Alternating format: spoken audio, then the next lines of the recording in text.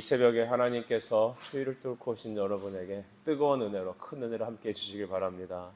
빌립보서 1장 12절부터 2장 4절까지 말씀을 읽었습니다. 오늘 이 말씀을 통하여서 바울은 어저께 하나님께 간절히 간구한다라고 하며 11절에 보니 그 성도들이 바로 의의 열매가 가득하여서 하나님의 영광과 찬송이 되기를 원한다, 이렇게 성경은 말하고 있죠. 그러면서 바울은 자기가 지금 복음 앞에 매어 있다라고 말하고 있습니다. 매어 있다라는 걸 우리가 얘기를 들어보니까 감옥에 있다라는 것을 알게 되죠.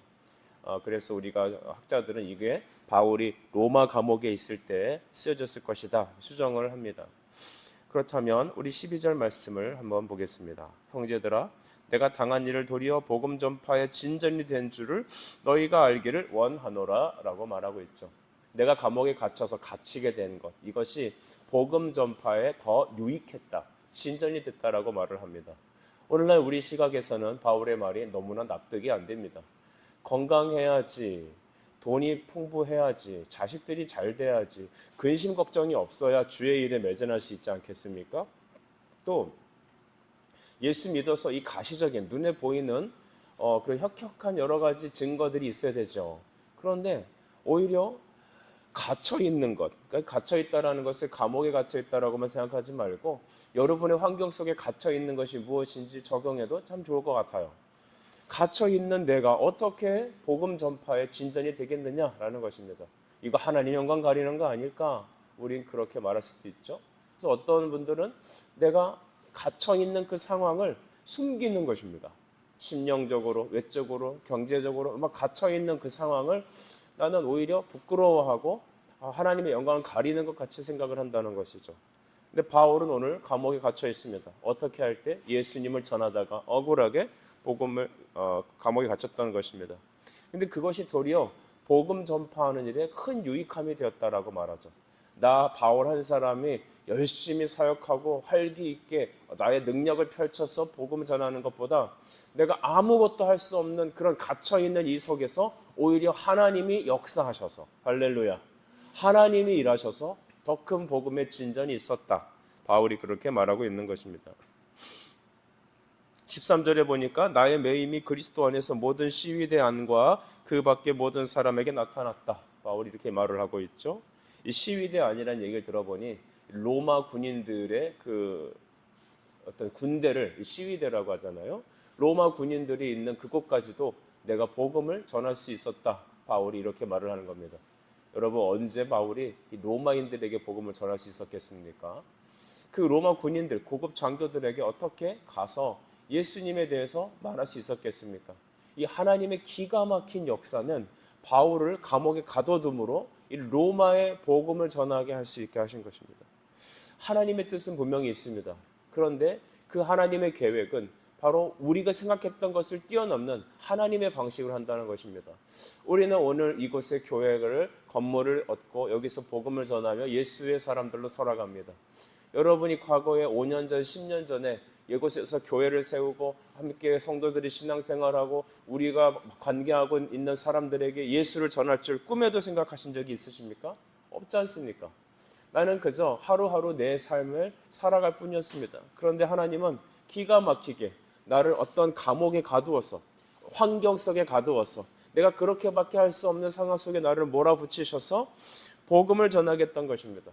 로마의 시위대까지도 바울은 복음을 전하게 되었습니다. 이걸 통해 봤을 때 분명히 하나님 말씀이, 하나님 나라가 확장되는 방식은 오직 사람의 입을 통하여 전하는 복음 전함 때문입니다. 그리고 그것을 위해 하나님은 우리의 상황을 풀어놓게도 하시고 묶어놓게도 하시고 때로는 아무것도 할 수 없는 감옥에 넣게 하셔서 그냥 주님을 향해서 믿음으로 그 자리에 서 있게 하시는 것입니다. 그렇게 되면 하나님은 역사하시는 거죠. 여러분이 갇혀있는 그 감옥, 아무것도 할 수 없는 것 같았지만 하나님은 여러분을 통하여, 여러분의 기도를 통하여 하나님은 역사하실 줄 믿습니다. 이 일은 하나님이 하신다는 것입니다. 하나님의 일은 하나님이 하십니다. 우리를 도구로 삼으셔서 우리를 열심히 활용도 하시지만 때로는 갇혀있는 속에서도 하나님은 일하십니다. 어떻게 하나님 일하셨는지 우리가 볼까요? 우리 14절 보니까 형제 중 다수가 나의 매임으로 말미암아 주 안에서 신뢰함으로 겁없이 하나님의 말씀을 더욱 담대히 전하게 되었느니라. 아멘.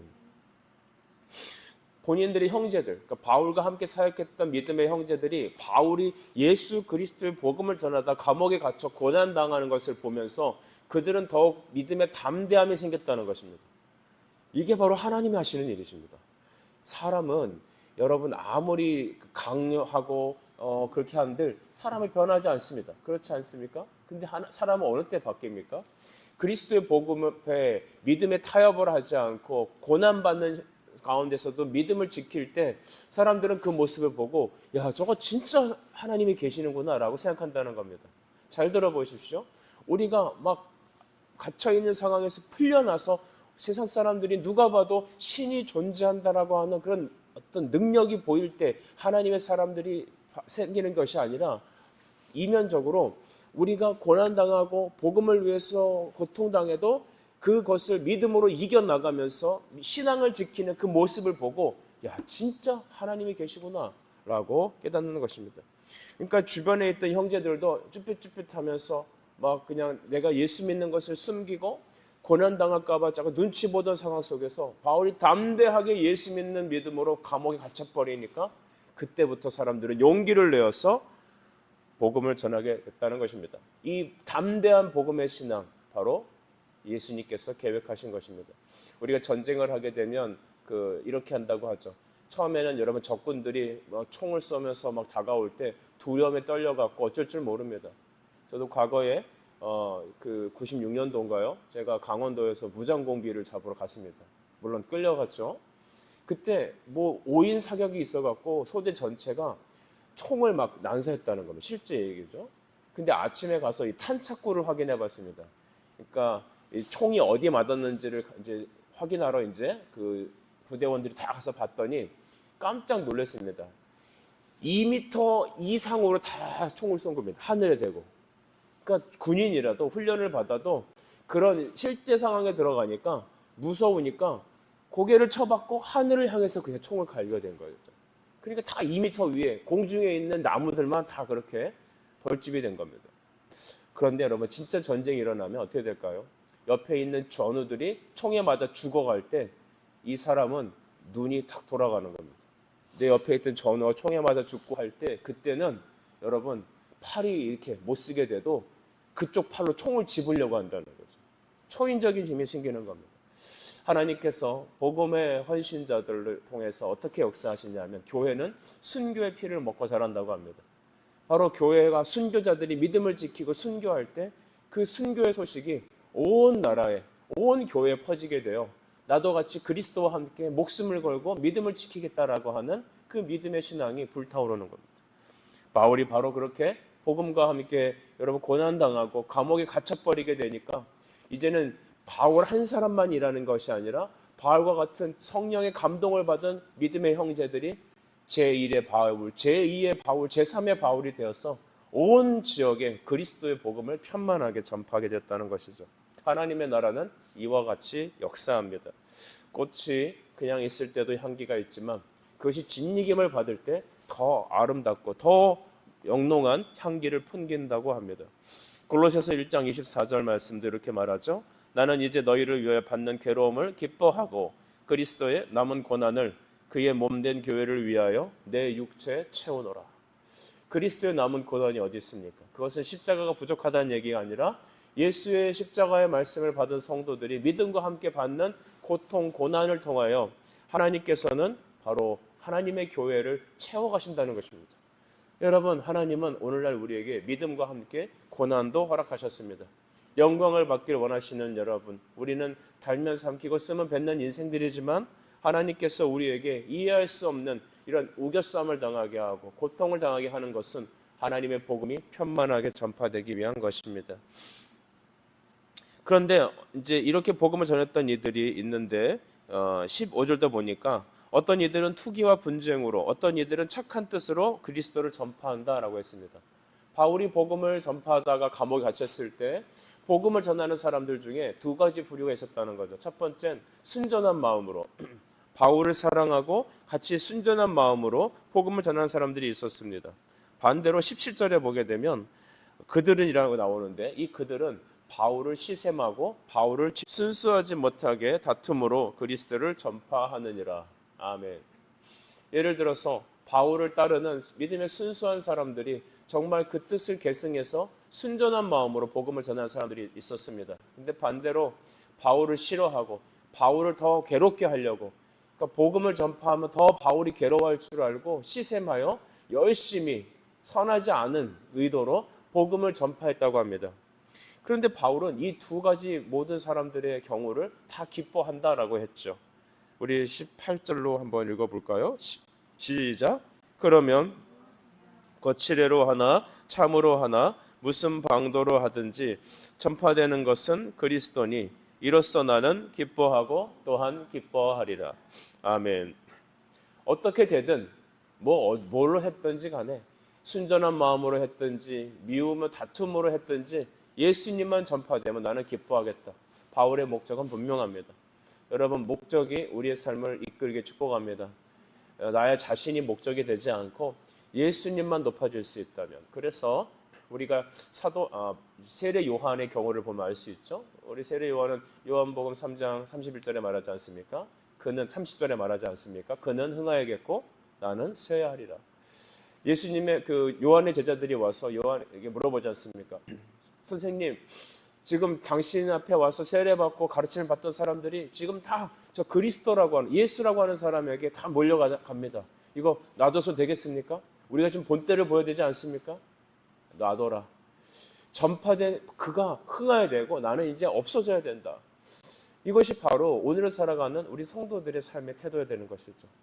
우리의 목적이 예수님이 되길 축복합니다. 우리의 삶의 중심이 그리스도가 되길 바랍니다. 예수님만 존귀하게 여길 수 있다면 내가 높아지지 않아도 괜찮은 거죠. 내가 사람들에게 잊혀져도 괜찮은 겁니다. 왜 많은 사람들이 그렇게 후회하고 많은 사람들이 왜 마지막까지 성령의 사람이 되지 못하는지 아십니까? 시샘으로 사역했기 때문입니다. 처음에야 여러분 열심히 개척하고 열심히 어려움 속에서 정말 주님을 위해 살겠다는 마음이 있었지만 좀 풀어지고 잘 되고 좀 넉넉해짐에 따라서 그 다음부터 내 이름을 높이려고 하는 마음이 다 누구나 있습니다. 우리 그래서 개척 멤버인 우리가 제일 문제가 심각하죠. 내가 이 교회를 개척할 때 우리 집에 있는 어떤 뭘 갖고 왔고 스피커를 띄워와서 붙였고 우리가 밑에 장판을 어떻게 깔았는데 그때 너 있었냐? 마치 그 요백에 나타난 하나님처럼 너 내가 장판을 깔 때 그때 있었냐?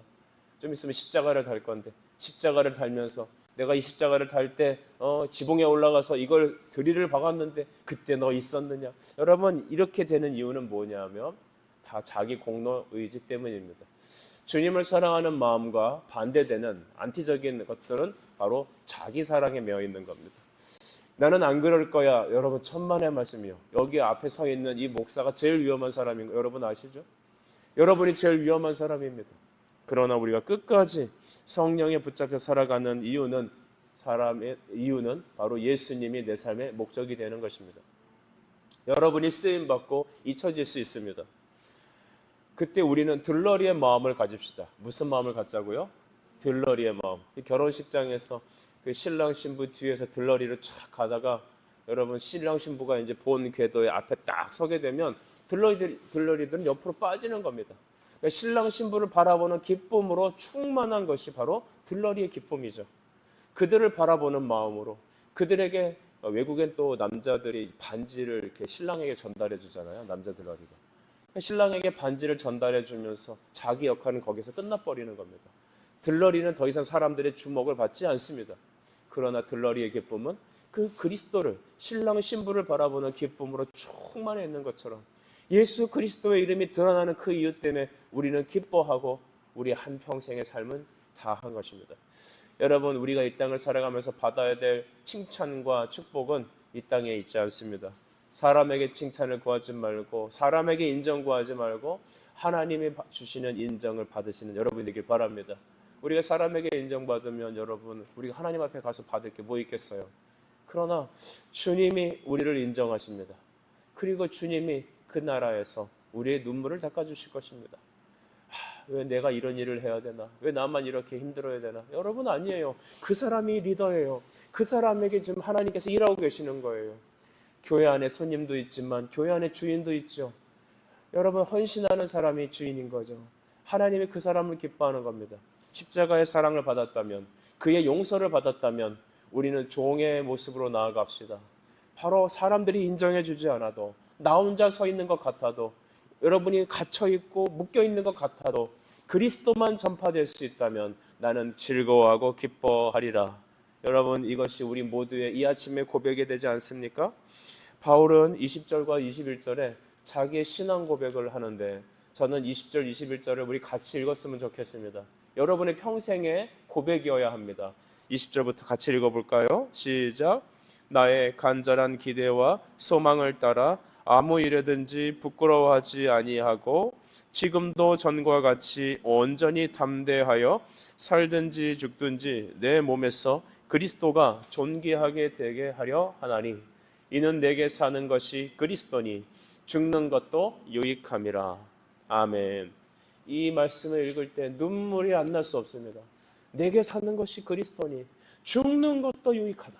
죽으면 끝나는 거잖아요. 그렇잖아요? 근데 죽는 것도 유익하대요. 왜 그럴까요? 그리스도만 존귀해질 수 있다면, 예수님의 이름만 높아질 수 있다면 여러분 인생은 성공한 거예요. 여러분, 부자 땅 사고 돈 많이 못 모아도 괜찮아요. 주님만 존귀해질 수 있다면 여러분, 그것이 아름다운 것입니다. 나의 기대, 소망, 그 모든 것은 내가 살든지 죽든지 내 삶의 목표는 그리스도만 존귀받는 것이다. 오늘 20절과 21절을 여러분 따로 카피하든지 여러분 포스트잇에 붙이든지 여러분의 평생의 말씀을 삼아 주십시오. 오늘 일하는 가운데서도 이 말씀을 읊조리십시오. 나의 간절한 기대와 소망은 무엇인가? 내가 살든지 죽든지 나의 가장 기쁨은 무엇인가? 예수 그리스도만 존귀 영광 받을 수 있으면 좋다. 이것이 바로 우리가 가르쳐야 될 메시지며 우리가 평생에 살아야 될 핵심 이유고 우리가 그리스도 앞에 칭찬 들어야 될 이유인 것입니다. 바울은 그러면서 이 땅에 자기가 좀 빨리 천국 갔으면 좋겠다는 말도 하네요. 23절인데요. 읽어보겠습니다. 내가 그 둘 사이에 끼었으니 차라리 세상을 떠나서 그리스도와 함께 있는 것이 훨씬 더 좋은 일이라. 그렇게 하고 싶으나 사람 중에 죽고 싶어라고 말하는 사람은 여러분 본심은 없습니다. 그러니까 거짓말이 있잖아요. 결혼 안 한 아가씨가 나 시집 가기 싫어. 또 어떤 사람들이 나 빨리 죽고 싶어. 그 거짓말이라죠. 그래서 어떤 사람이 빨리 죽고 싶어 하다가 계단에서 누가 확 붙잡으니까 깜짝 놀라 죽을 뻔했네 그랬잖아요.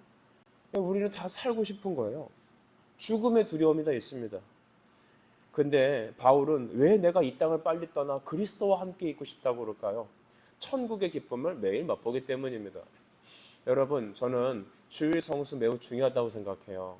정말 강조해도 영원히 강조해도, 영원히까지는 아니지만 평생에 강조해도 정말 부족함이 없는 게 예배예요. 예배. 주일 성수는 우리가 천국을 경험하는 날입니다.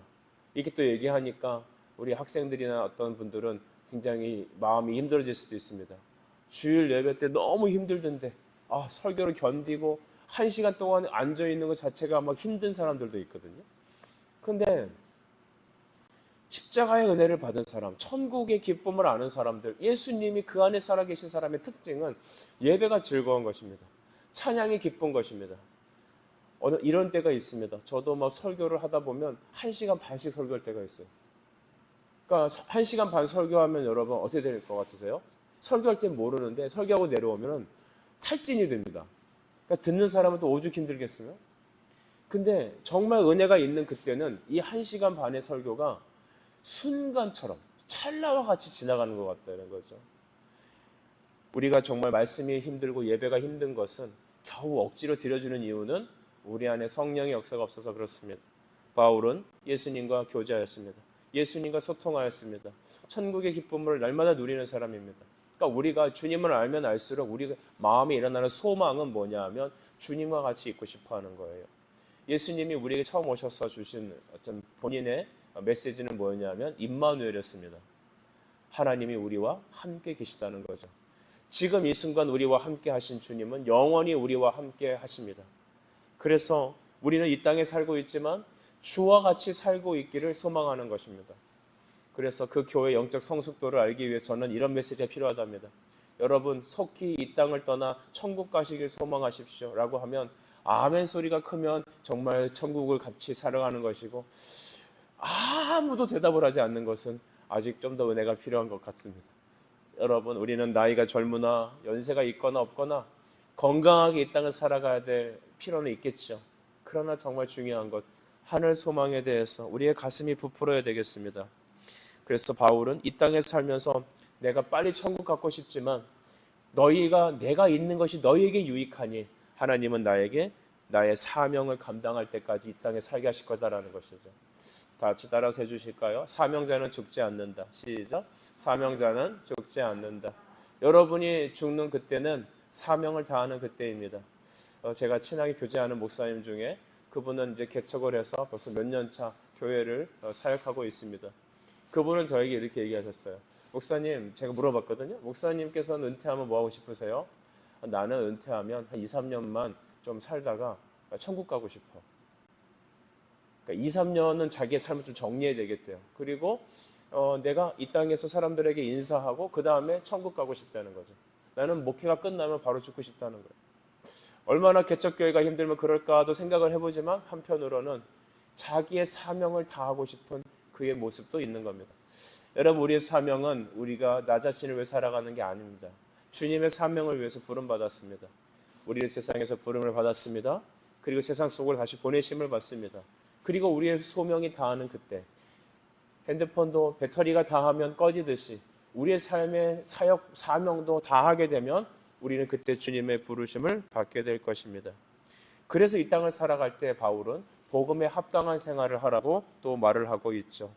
27절을 보겠습니다. 오직 너희는 그리스도의 복음에 합당하게 생활해라. 이는 내가 너희에게 가보나 떠나 있으나 너희가 한 마음으로 서서 한 뜻으로 복음의 신앙을 위하여 협력하는 것과 28절 무슨 일에든지 대적하는 자들 때문에 두려워하지 아니하는 이 일을 듣고자 함이라.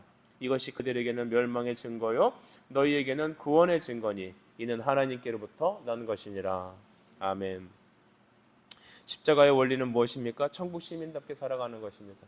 하나님의 말씀을 따라가는 것, 주님을 향해서 나아가는 것은 바로 우리가 능력이 아니라 바로 우리가 하나님의 백성임이라는 것을 보여주는 증거라는 것이죠. 말씀을 따라가고 예배를 사모하고 주님을 사랑하게 되는 것, 주님을 따라가게 되는 사람들의 특징은 하나님이 그를 선택하고 구원받은 구원의 백성이라는 것입니다.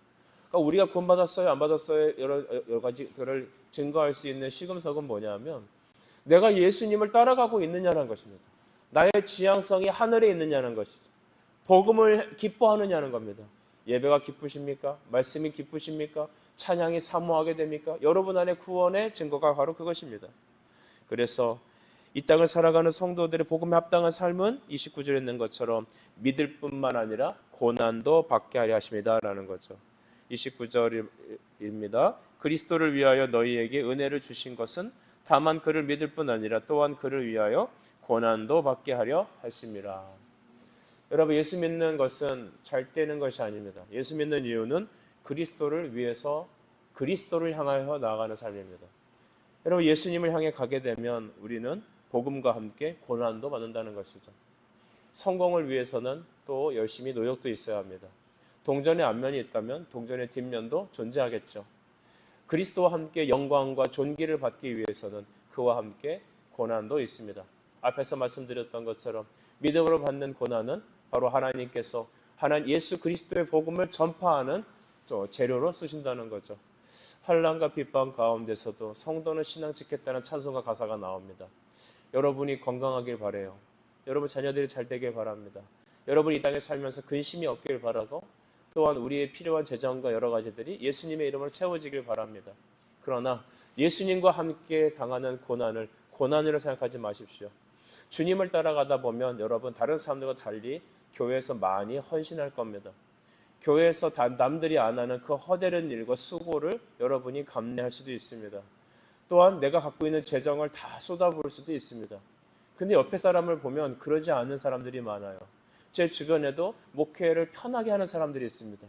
그러나 저는 개척을 하면서 제가 다른 목사들이 안 해도 되는 일을 제가 해야 되는 경우도 있습니다. 성도님들 하루 종일 밖에서 일하시고 가정 돌보시랴, 애들 챙기랴, 또 상사 눈치 보면서 퇴근하고 와서 또 이 교회 와서 청소해야 되고 무슨 일을 해야 되고 성경 공부해야 되고, 왜 내가 이렇게 힘들게 살아야 되지? 21세기 이체첨단 시대에, 그죠?